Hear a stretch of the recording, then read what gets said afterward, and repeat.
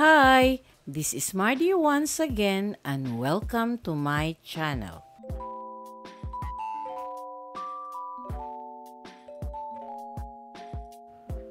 On January 1, 1892, Manuel Acuña Rojas was born in Capiz to Gerardo Rojas Sr. and Rosario Acuña. His father Gerardo died before he was born. Gerardo was mortally wounded by the Spanish Guardia Civiles the year before, leaving him and his older brother Mamerto to be raised by their mother and by their maternal grandfather Don Eleuterio.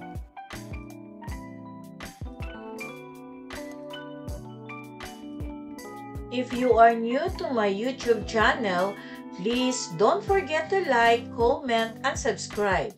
At para updated kayo sa mga susunod kong videos, please click the bell notification below. At sana po, don't skip the ads and please watch until the end of my video. Si Manuel Rojas ang unang Pangulo ng Malayang Ikatlong Republika ng Pilipinas at ikalimang Pangulo sa pangkalahatan. Naglingkod siya bilang Pangulo mula sa pagkakaloob ng kalayaan ng Pilipinas noong 1946 hanggang sa kanyang biglaang pagkamatay noong 1948. Inukupahan ni Rojas ang mahalagang posisyon sa gobyerno ng Pilipinas nang higit sa sinumang Pilipinong nauna sa kanya. Sa loob ng humigit kumulang 36 na taon ay ginamit niya ang otoridad bilang pampublikong opisyal sa iba't ibang mga kapasidad na nilagyan ng mga ito ng pinakamataas na katungkulan sa lupain. Simula noong 1917, bilang miyembro ng munisipal na konseho ng Capiz, siya ang naging pinakabatang gobernador ng kanyang lalawigan at nagsilbi sa kapasidad na ito mula 1919 hanggang 1922. Naging maliwanag ang potensyal ni Rojas para sa pambansang pamumuno nang siya ay nahalal na Pangulo ng Pambansang Liga ng mga Gobernador. Siya ay nahalal sa kapulungan ng mga kinatawan ng Pilipinas noong 1922 at sa loob ng 12 magkakasunod na taon ay naging tagapagsalita ng kapulungan. Miyembro siya ng Constitutional Convention of 1934 hanggang 1935. Kalihim ng pananalapi, tagapangulo ng National Economic Council, chairman ng National Development Company at marami pang ibang korporasyon at ahensya ng gobyerno.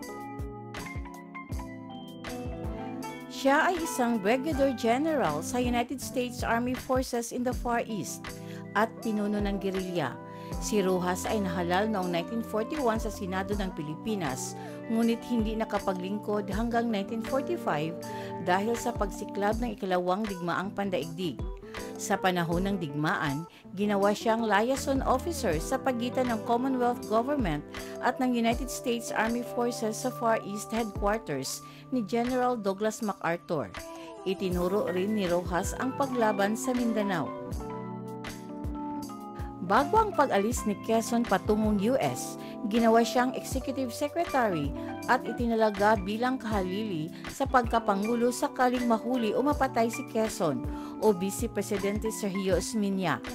Si Rojas ay nahuli ng mga pwersang panghimasok ng Hapon noong 1942. When the Philippine Congress was convened in 1945, the legislators elected before the war in 1941 chose Rojas as Senate President. In the Philippine national elections of 1946, Rojas ran for president as the nominee of the Liberal Party. He had the staunch support of General MacArthur.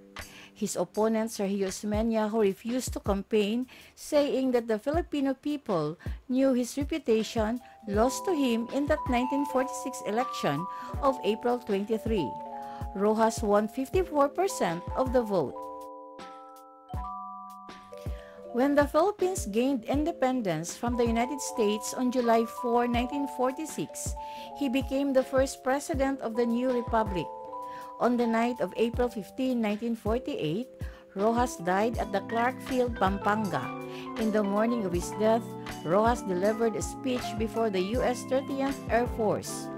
After the speech, he felt dizzy and was brought to the residence of Major General Eubank, where he died that same night.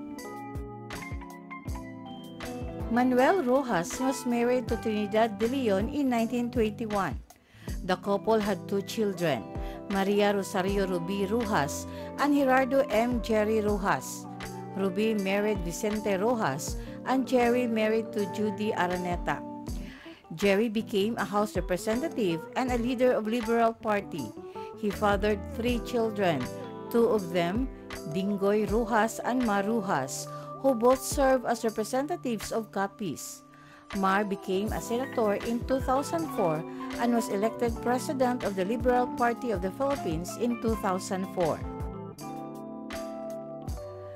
Thank you very much for watching.